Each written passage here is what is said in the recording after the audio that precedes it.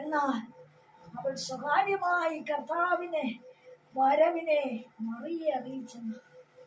Away രഹസ്യമായി വന്ന കർത്താവിന്റെ വരവിനെ കുറിച്ച് മറിയോട് സംസാരിക്കുക.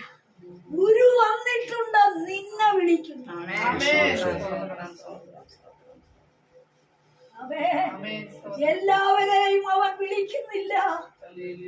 അവേ വിടുതലിന്റെ പ്രവൃത്തി വിശ്വാസമുള്ളിടത്താണ്. പാദപീഠത്തിൽ ഇരുന്ന് കേട്ടവൻ യേശുവിനെ മറ്റെല്ലാം മാറ്റി നിർത്തി അവള് ശുശ്രൂഷ ചെയ്തുകൊണ്ടിരുന്നവളാണ്. യേശുവിന്റെ പാദപീഠത്തിലിരുന്ന് ശ്രദ്ധയോടെ അവനെ മനസ്സിലാക്കിയവളാണ്. അവള് വന്നപ്പോഴാണ് കാര്യം തിരക്കിയത്. അവള് വന്നപ്പോ എന്താ കർത്താവ് ചോദിച്ചത്? എന്താ ചോദിച്ച? അവനെ വെച്ചത് എവിടെ?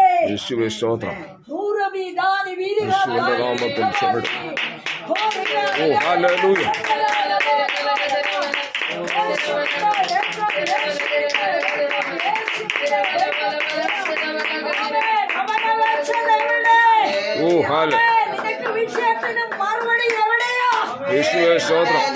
കാണിച്ചു യേശുവിന്റെ നാമത്തിൽ വിഷയങ്ങളെ അടക്കി വെച്ചിരിക്കുന്നത് പുറത്തു വരരുത്, ജീവിക്കരുതെന്ന് ബാധിച്ച് അവൻ നിന്നെ ശവമാക്കി ഒതുക്കിയത് എവിടെയാ? യേശുവേ സ്തോത്രം. എവിടെയാ ഒതുക്കിയത്? ഓ ഹല്ലേലൂയ.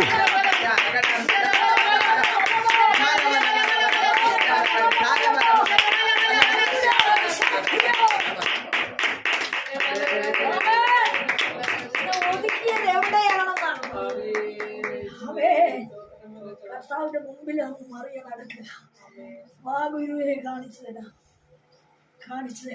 ഇന്ന് ചിലത് നീ കാണും.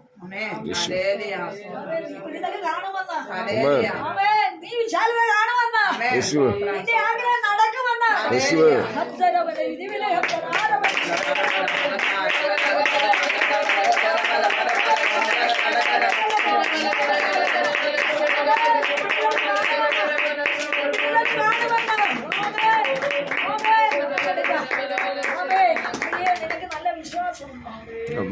നിനക്കും വിശ്വാസമുണ്ട്. പക്ഷെ ദൈവം ചോദിക്കുക, നീ എങ്ങനെ വിശ്വസിക്കും? ആമേൻ. യോഹന്നാൻ സുവിശേഷം 3-ാം അധ്യായം 2-ാം വാക്യം. യേശുവിന്റെ നാമം, യേശുവിന്റെ നാമം, യേശുവിന്റെ നാമം. അവൻ രാത്രിയിൽ അവന്റെ അടുക്കൽ വന്ന് ആരെ പരീശന്മാരുടെ കൂട്ടത്തിൽ യഹൂദന്മാരുടെ ഒരു പ്രമാണിയായ നിക്കോദെമോസ് എന്നു പേരുള്ള മനുഷ്യനുണ്ടായിരുന്നു. അവൻ രാത്രിയിൽ അവന്റെ അടുക്കൽ വന്ന അവനോട്, റബ്ബി, നീ ദൈവത്തിന്റെ അടുക്കൽ നിന്ന് ഉപദേഷ്ടാവായി വന്നിരിക്കുന്നു എന്ന് ഞങ്ങൾ അറിയുന്നു. ദൈവം തന്നോടുകൂടെ ഇല്ലെങ്കിൽ നീ ചെയ്യുന്ന ഈ അടയാളങ്ങളെ ചെയ്യുവാൻ ആർക്കും കഴിയുകയില്ല എന്ന് പറഞ്ഞു. യേശുവിനെ കൊണ്ട് പൂർണ്ണമായ സാക്ഷ്യം അവന്റെ കയ്യിലുണ്ട്. പക്ഷേ ഇവന്റെ പ്രമാണിത്വം പകല് വരുത്തുന്നില്ല. കാരണം അവൻ യേശു ആരെന്ന് സമ്മതിക്കത്തക്ക വിധത്തിലുള്ള അവൻ അറിവ് ഇവന്റെ ഉള്ളിലുണ്ട്. നീ ആർക്കെന്ന് വന്നെന്നും നീ ചെയ്യുന്ന പ്രവൃത്തി മറ്റൊരുത്തിന് ചെയ്യാൻ പറ്റത്തില്ലെന്നും നീ ദൈവത്തിൽ നിന്ന് വന്നതാണെന്ന് എനിക്കറിയാം, ഉറപ്പ്. പക്ഷേ നല്ല ക്വാളിറ്റിയും ക്വാണ്ടിറ്റിയും ഒക്കെ ഉള്ള വ്യക്തിയാ. പക്ഷേ നിന്റെ മുമ്പിൽ എനിക്ക് പകല് വരാൻ പറ്റും.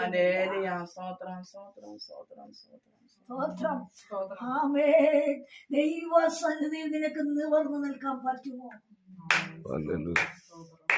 നിന്റെ പ്രമാണിത്വം മാറ്റിയിട്ട്, നിന്റെ ഈഹലോകത്തിന്റെ യോഗ്യത മാറ്റിയിട്ട്, പല യോഗ്യന്മാരും ഉള്ളിലുണ്ട്.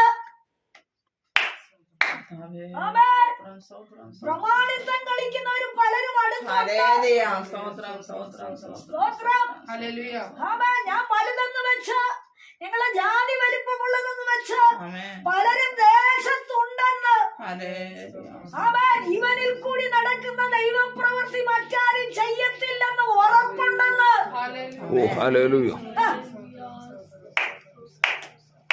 നമ്മളെ പലരും മനസ്സിലാക്കി വെച്ചിരിക്കുക.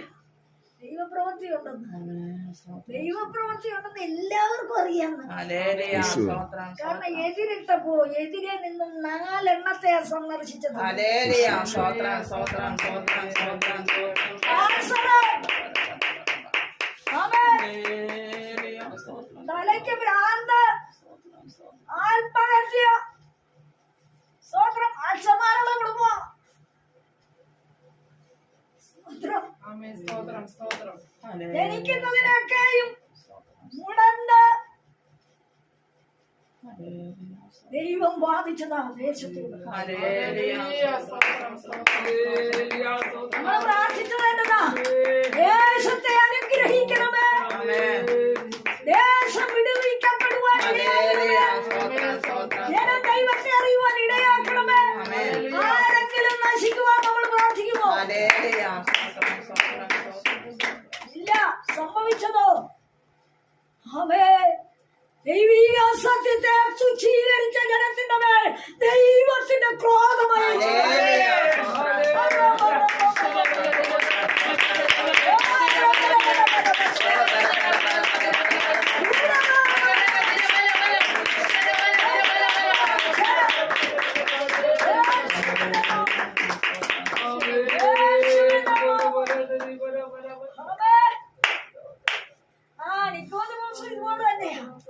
നിന്റെ കയ്യിൽ പ്രവർത്തിയുണ്ടെന്നറിയാം, പക്ഷെ എനിക്ക് രാത്രിയാ നിന്റെ അടുക്ക വരാൻ തോന്നുന്നത്. കാരണം എന്താ? ആമേ, എന്നെ സമ്മതിക്കുന്ന ലോകജനമുണ്ട്.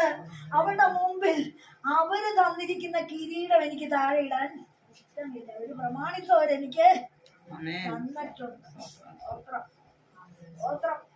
ആമേ, ഇന്ന് പകലും നിന്റെ ചുറ്റിലും, നിന്റെ ദേശത്ത്, നിന്റെ സമൂഹത്തില്, നിന്റെ സഭയില് പ്രമാണികൾ ഒത്തിരി ഉണ്ടായി.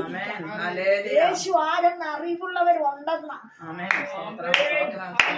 പക്ഷേ ആമേ, ആമേ, നീ സേവിക്കുന്ന ദൈവം. ഓ ഹല്ലേലൂയ.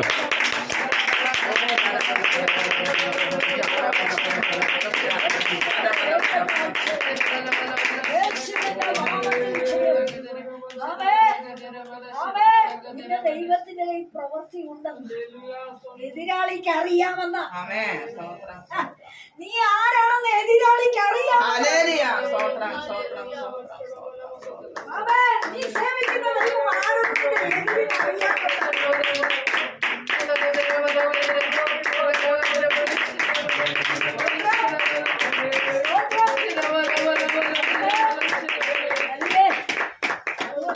കയ്യിലിരിക്കുന്നത് കളയാനും കഴിയല, മോളിലിരിക്കുന്നത് എടുക്കുകയും ചെയ്യണമെന്ന് പറയുന്ന പ്രമാണികള്.